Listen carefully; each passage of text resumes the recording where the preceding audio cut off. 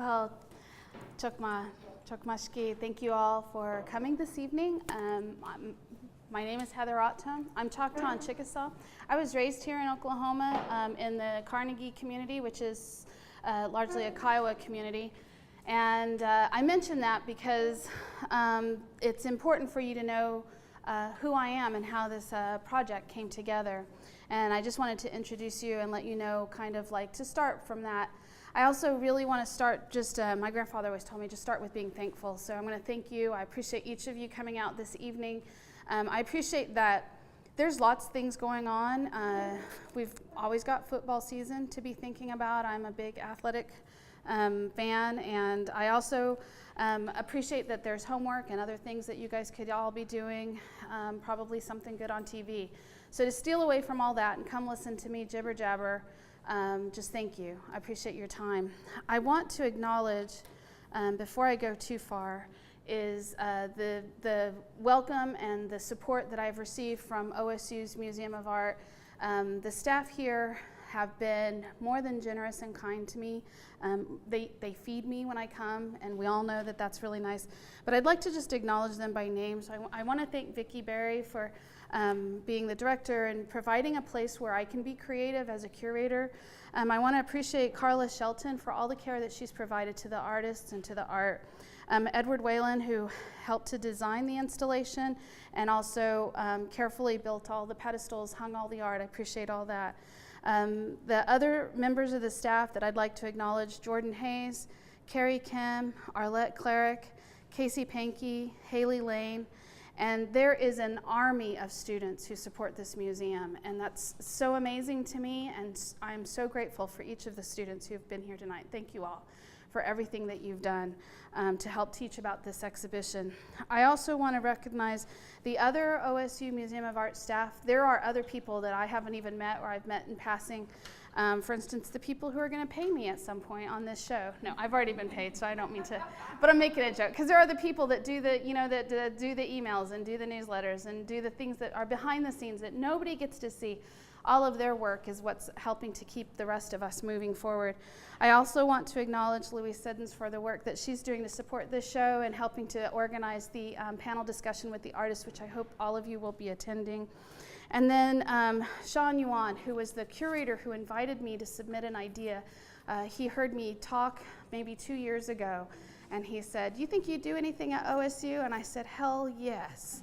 So I want to just acknowledge him and thank him. And I promise I won't be terribly bad about swearing.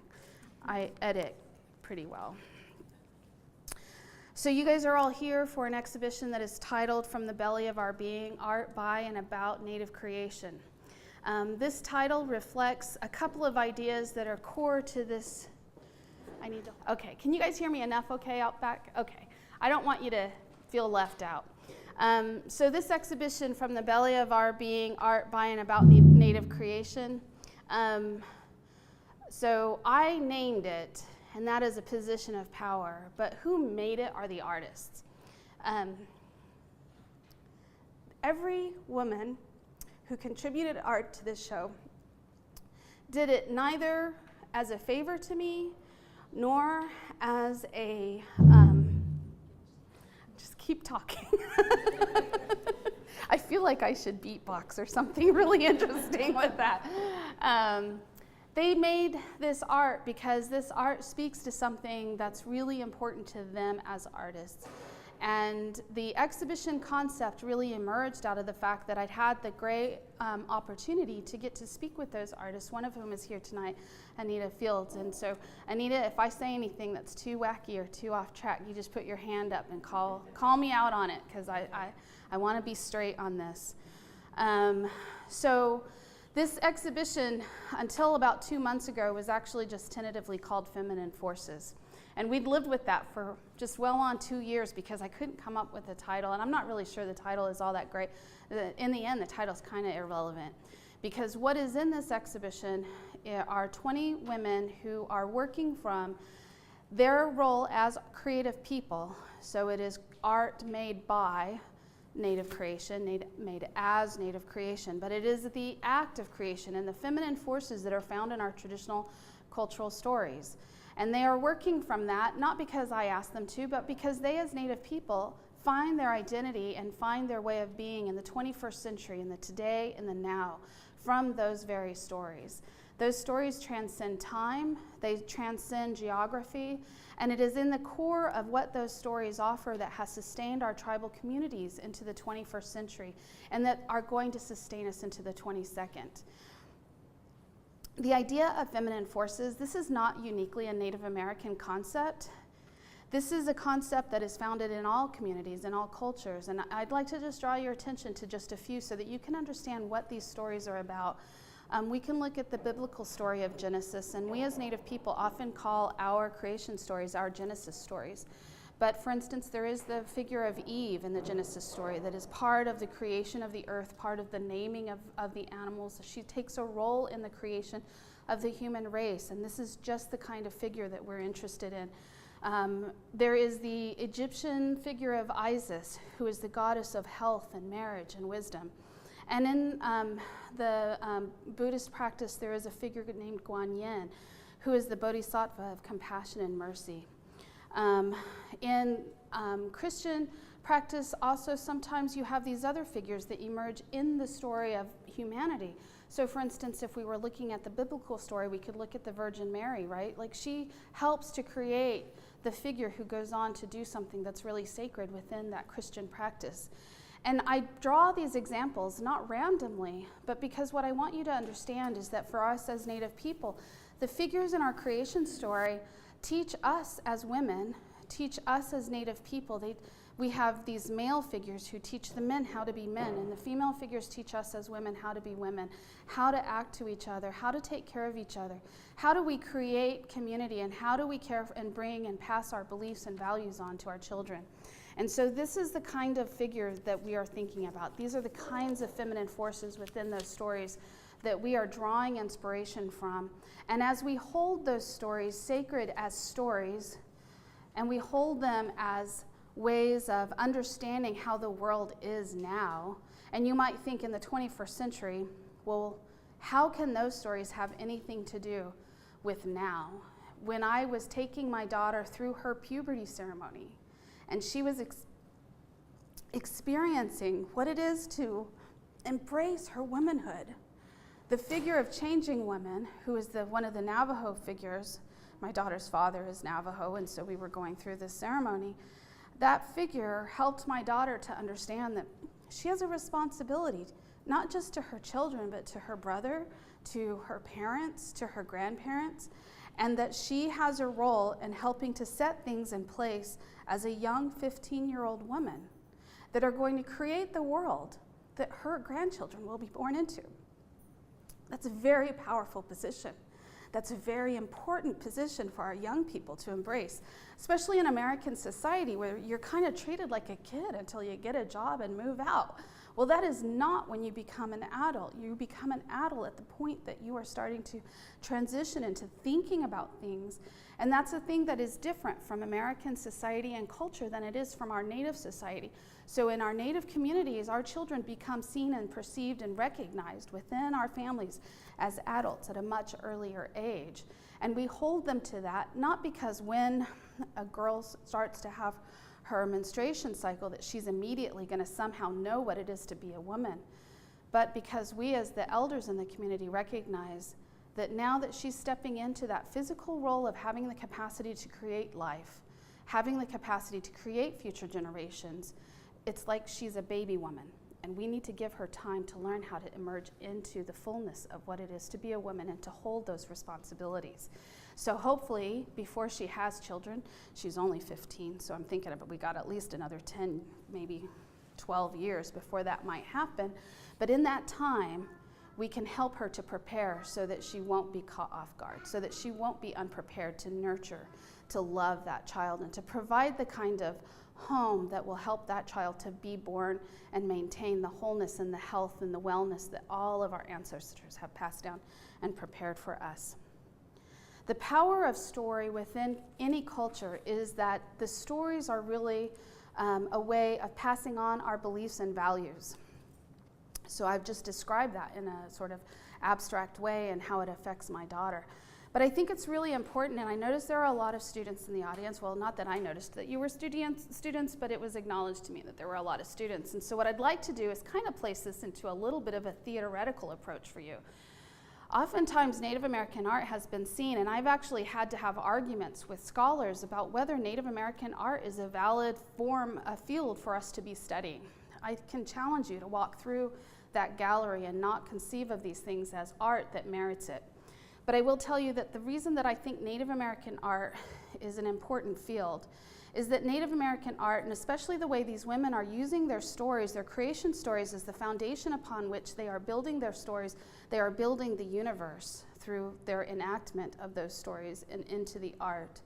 That this is how we as Native people have traditionally developed our theory, right? What does theory do? It kind of helps give you a process, a methodology through which you can understand how things make sense. Well, our stories is how we do that. Our stories are how we make sense of things. And our stories help to guide and build a philosophy upon which we then go and continue to make the world. Because the world is not done being made. We are part of it. You are part of how we are making that world moving forward. And we use our stories as a roadmap. And these stories are not just mythical abstractions, they're not fairy tales. They sure as heck, did you see how I edited that? They sure as heck are not some child's story that doesn't belong or relate to adults. We believe as Native people that our stories are encoded into the stars. And do you know why? That's so everybody can learn them, but because everybody needs them. Not just children, but the adults too. And the way that we tell these stories, we might share them with everybody that's in the room, so it might seem like the grandparents are only sharing those stories with the grandchildren. But in the telling of that, in that communal sharing of that story, everybody is involved in it. And when those moments of the creation, or how the possum lost all the hair on its tail, because did you know it used to have a fluffy tail like skunks, but it was kind of naughty and it was kind of, what do you say, jealous. And in doing that, it lost its hair. That's how we teach our children that those things are, we shouldn't be jealous, that we shouldn't act that way. It's not just about that possum, or it's not just about that moment a long time ago. It's through these stories that we are able to learn and pass on this information. And so it's an important means of explaining how things came to be. It is an important means of imagining ourselves in the present, and it is an important way to learn how to be whoever it is that we were meant to be.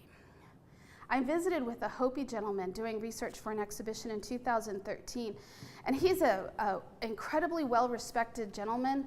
I will tell you that, like, I'm kind of this dorky person. Like, however, like in my mind, I'm kind of like Lara Croft Tomb Raider, trying to figure stuff out, and, you know, scheme, and I look better in my head than I know I do, but it's like, you know, that's the vision I have for myself, is that I can jump across buildings and I can do all this.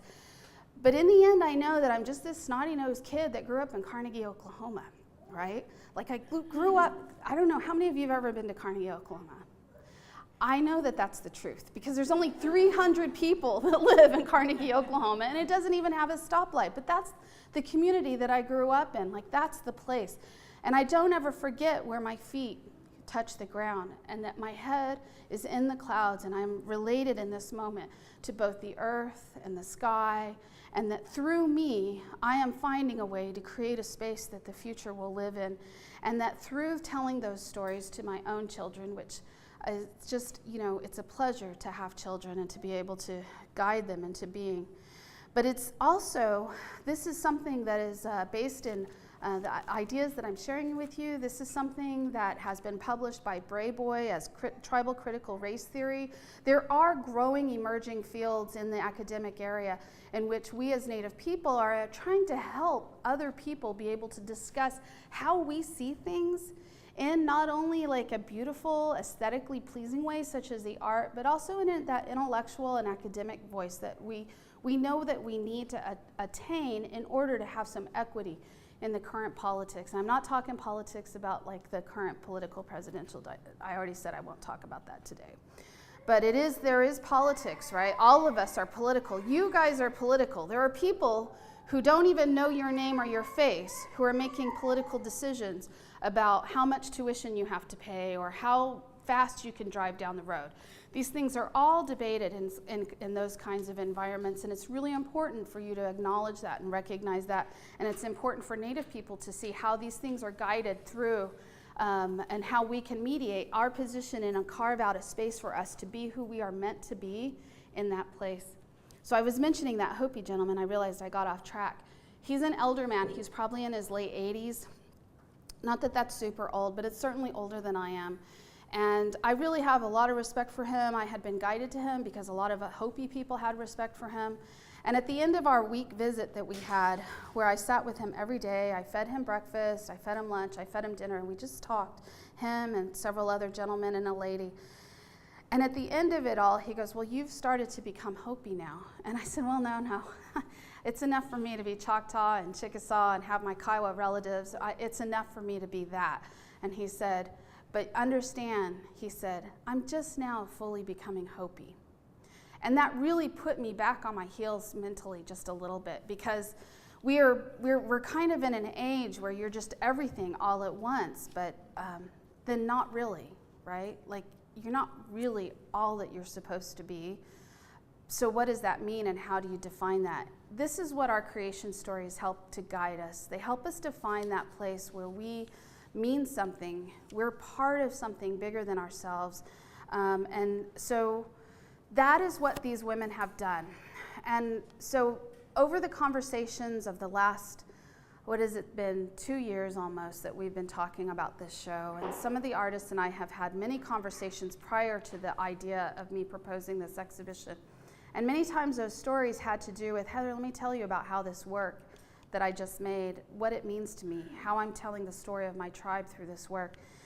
As these women ended up over the course of the last 2 years producing the work that is now installed in the galleries, what emerged in my mind in the work that was provided were three core approaches to thinking about how these stories relate to the artists. And so I come back to these three core, and I'm going to talk about them each separately.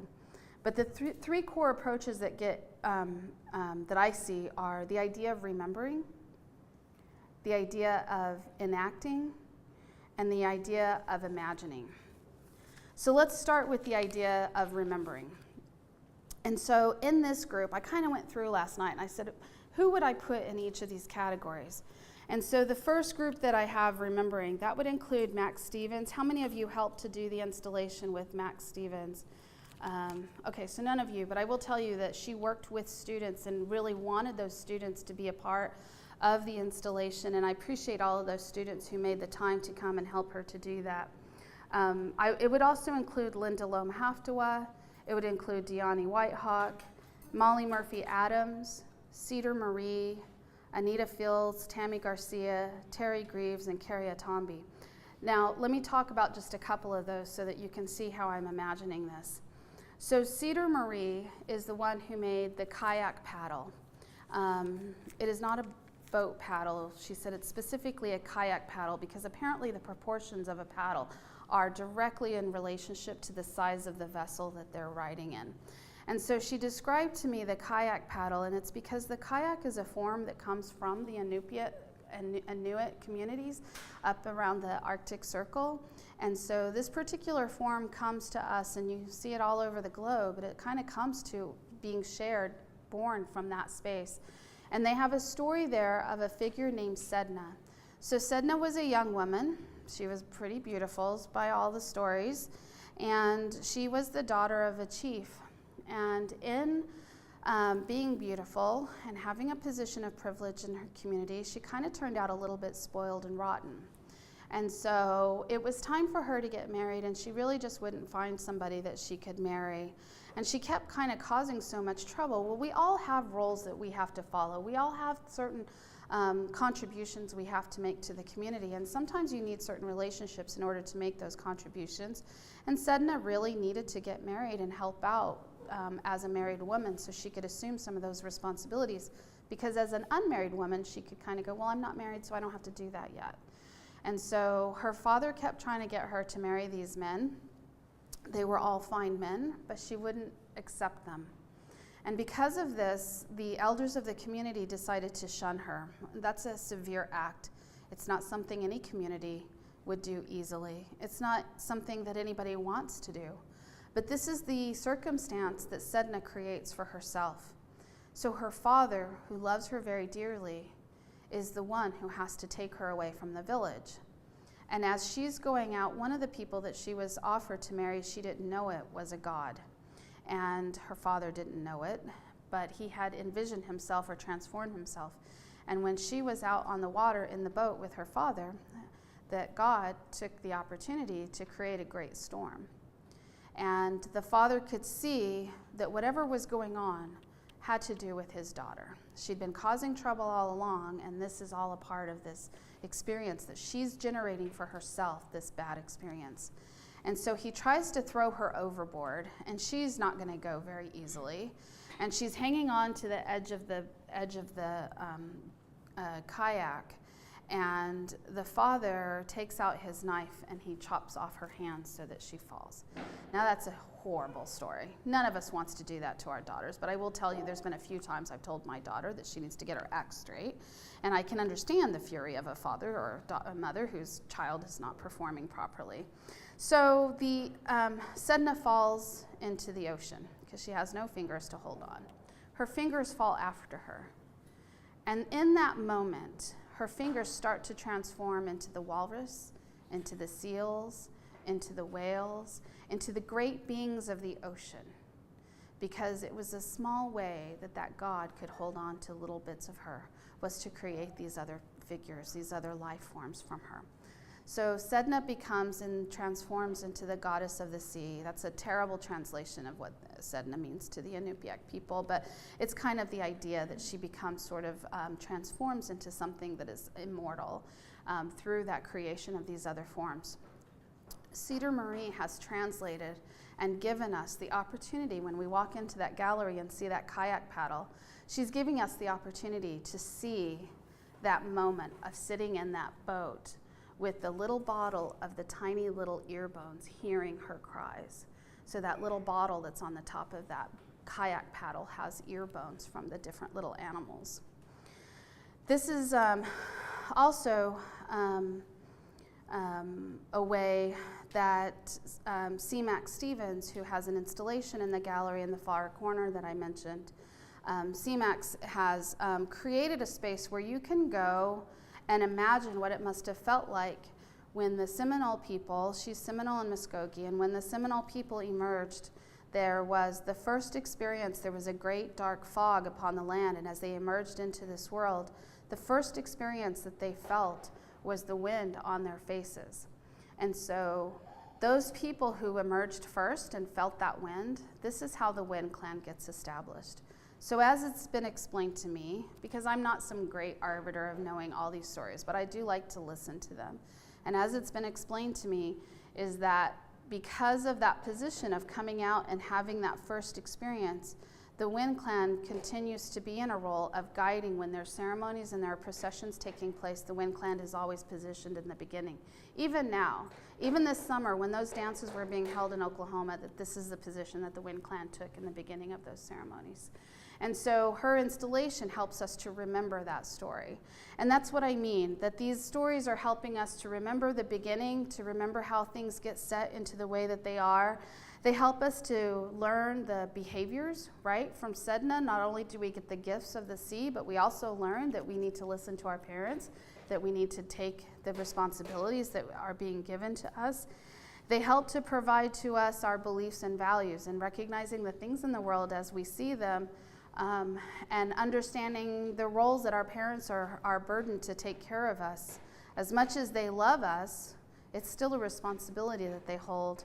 And they also help to teach us that as we move forward, like the Wind Clan, we still have a responsibility to take a certain position within our communities and to take responsibility for things that need to be done. So this is what I mean by remembering. They help us to remember those stories. And they also help us to remember how things were made in the world and how we need to continue to make the world as we move forward. And I'll come back to that in just a moment. There's a group of the artists who I think are enacting. They are currently creating works that enact the lived story. And so in that, I would couch Marie Watt, who provides to us the blanket story, Nana Bachacon, who provides us the beautiful images of a changing woman who is the primordial creator of the Navajo people, but in Nanaba's world, she's a pinup girl, and she's beautiful, and she's powerful, and she has conversations in the moment with the different things. The storm patterns represent those elements. It's also Cara Romero, whose photography is showing us that moment of the Great Flood. The Great Flood is a story, so I curate Native American, but I also curate non-Western all over the globe. And so when the Asian community has a story of the Great Flood. You have the Great Flood, of course, in the Bible. And so there are these core elements that all of humans, we have to believe that there is some reason that they all have the same story. Cara Romero provides to us an illustration to feel what it must have been like to be completely immersed in that water. Melanie Yazzie, whose work is right here, she is a global traveler. I don't know anybody else who travels as much as she does.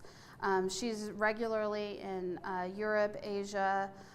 She has relatives in New Zealand that she visits almost twice a year. And she provides to us a way of looking at women. And if you notice in all of her figures, since she's here in the gallery, I'm just going to mention her, because you'll notice in her figures, the women are strong. They have the Navajo bun tied to the sides of their heads. But in the core of them is a spine. And it is that spine that is that relationship that we all share, that axis mundi. We create the world in the center where we were at. And we have the power to continue to create the new, whatever the world is going to be. And then Luann Redeye, which I'm not going to talk about because her work to me is so incredibly complex and personal, and I do get kind of choked up about it, but she would be one of those who is enacting how do we as women continue to create the world, and what does that mean when we're healing from the historic trauma that has been inflicted upon our Native communities, and is part of, I heard the other day, or I read something on NPR that said that historic trauma is now encoded into our DNA, and it's something that we as a community will have to figure out how we're going to heal that. And in enacting our stories, I see this is where that gendered knowledge, what is the role of a woman in teaching what it is to be a woman, and to think about what it is to be a woman, not only for herself, but for her children and for those future generations. Marie Watt's blanket story is preparing for the continued arrival of Sky Women and the continued emergence of the Seneca people into this place. It's also, I would include in here Shan Goshorn's basket, because enacting is also seeing that women, and this is not to be feminist in the sense that we don't have great respect for men, because that would be an absolute untruth. But it is seeing women as sacred. We are the gender that has the capacity to create new generations. And so in that feeling and that capacity to create new generations, we do have a sacred responsibility. We have a sacred responsibility to prepare the world for those children that are going to come. We have a responsibility to hold those other parties that we share this world with accountable, to make sure that we continue to protect the world that we have.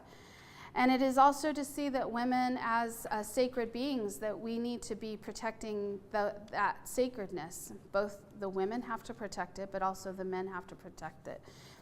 And then healing from the pain of those generations, and helping to heal others from the pain, because Native Americans are not the only community that have to deal with these kinds of roles of historic trauma.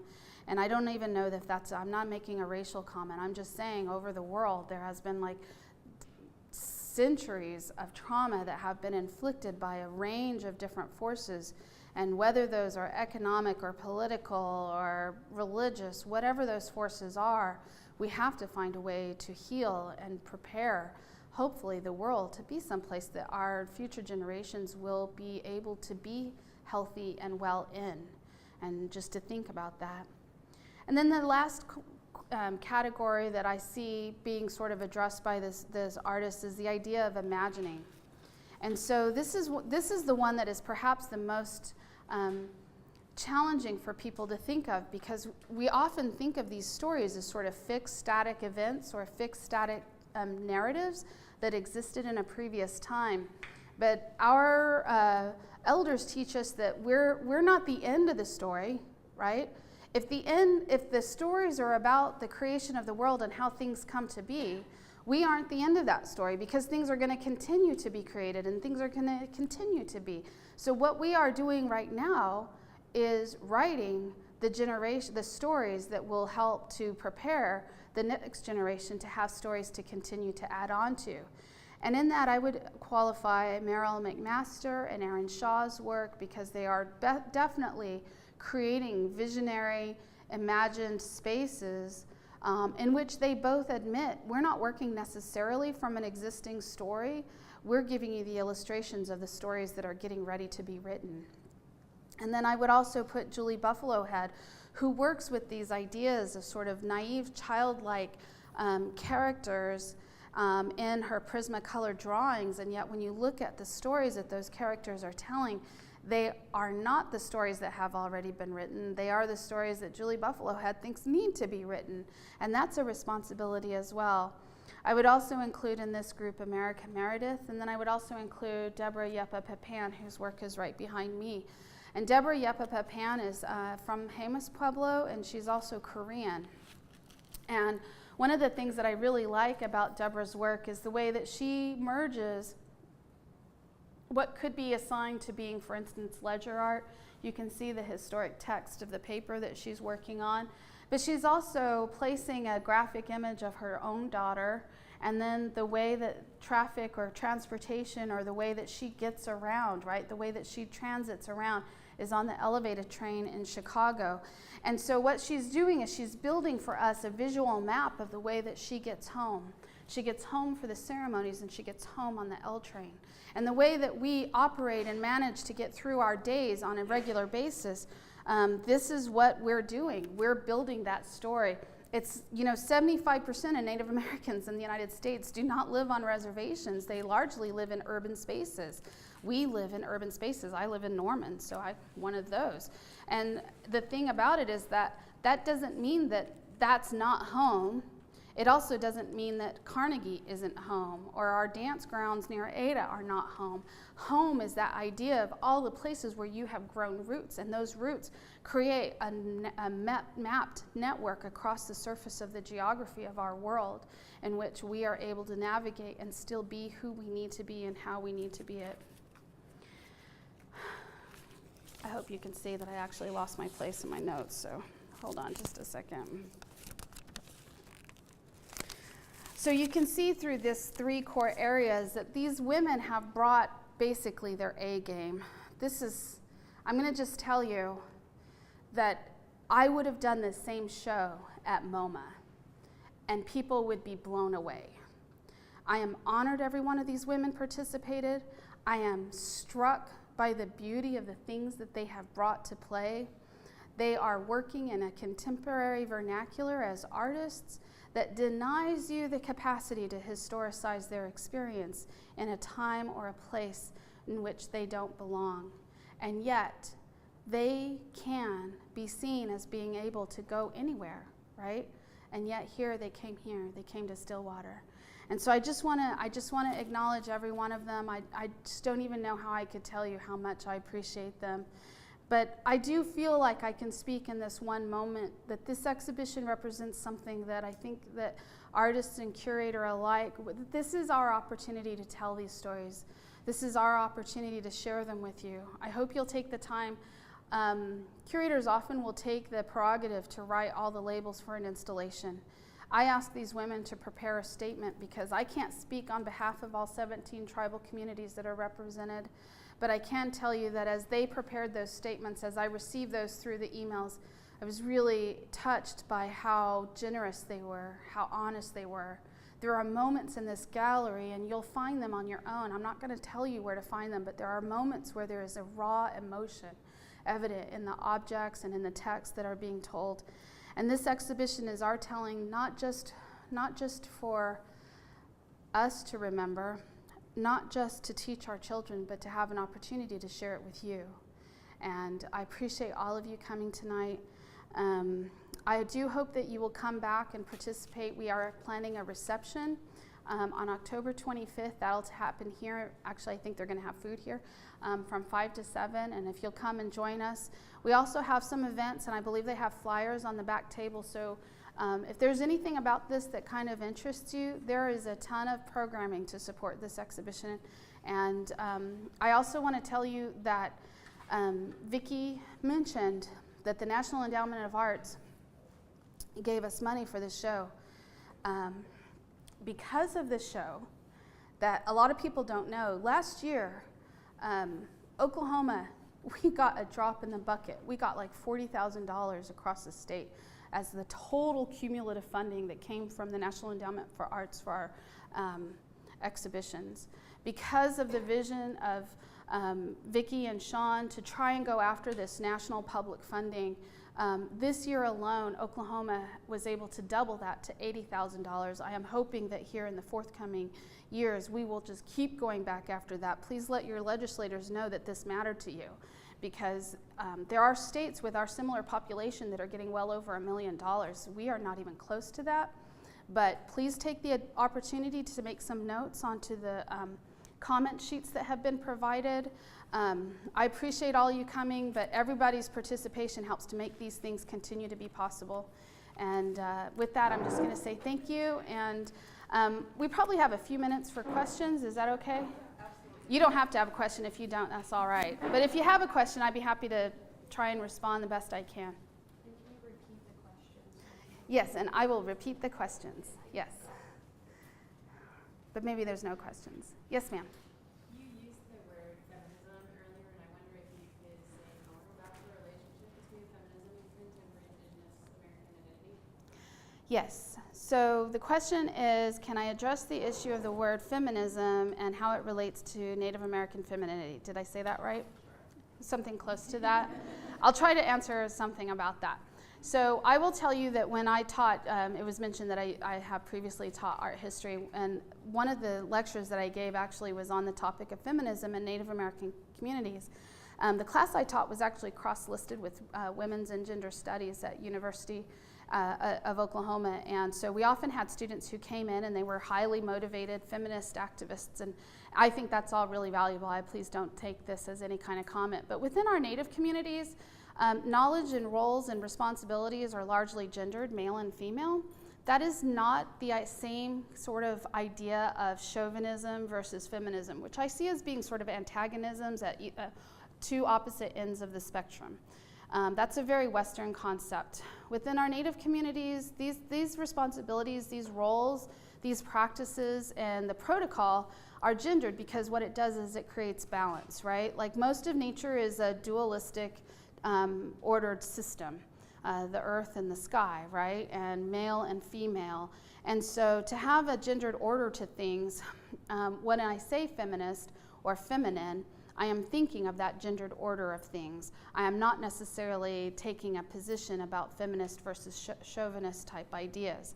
However, I will tell you that in comparison to a Western model of male and female roles, Native communities, as Marie Watt uses the term, were a proto-feminist community, in that in the Seneca community, your descent was all matrilineal. It was all passed through the mother.